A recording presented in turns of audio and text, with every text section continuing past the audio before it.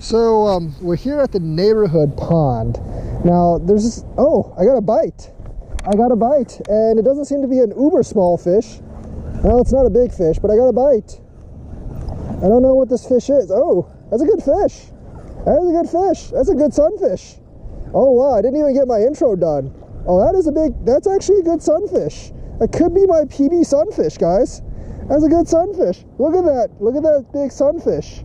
That is a good 9-incher, man. That's a good 9-incher. Check that out. But anyways, we're here at our neighborhood pond, and I can't really see any fish, but obviously there's fish here. So maybe if there's big ass bluegill here, there's gonna be other big fish here. So I don't know. We'll measure this and see what we got here. It's a really big bluegill, about 8, maybe 8¼ inches. Not the biggest one I've caught, but it's definitely getting up there. One of the bigger bluegills I've caught, 8¼ inches. Nice plump sunfish. All right, Mr. Bluegill, see ya. Well, that was a good bluegill, but at 8½ inches, it's a little too big for me to use as bait. Don't really want to cut it up because I like big bluegills.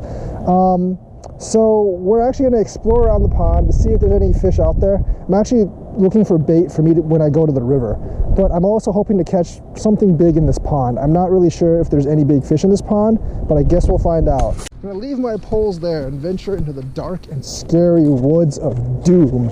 I know Bonhomme Creek actually runs behind here, but Bonhomme Creek here is actually very, very shallow. So I'm not really sure if there would be anything here. It's the same creek that runs behind Walmart, but it's a much more upstream.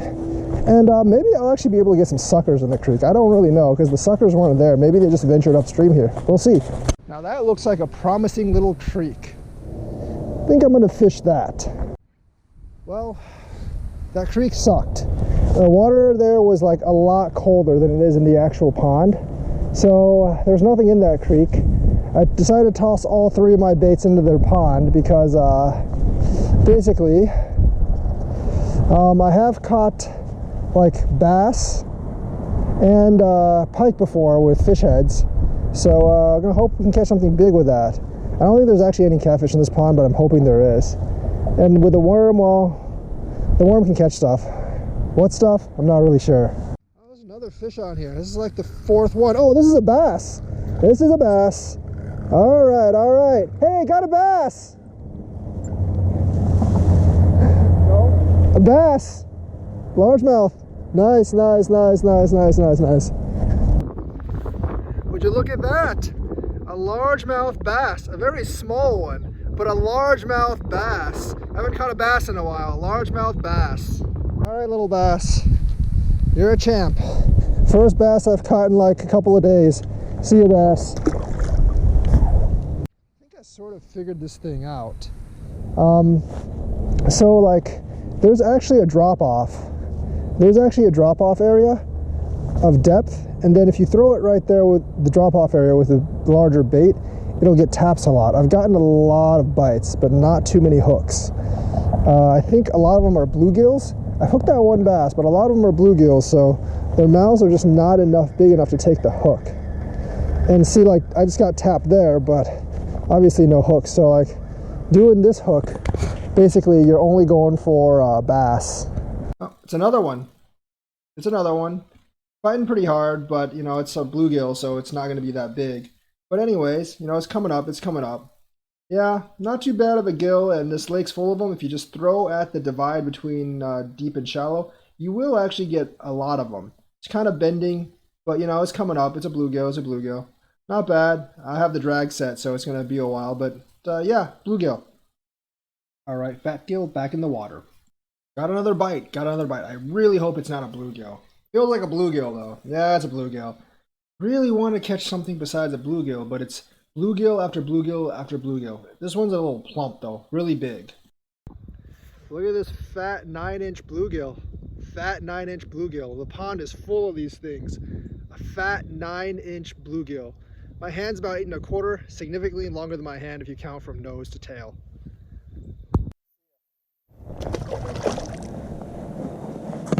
We are at this beautiful Chesterfield Central Park.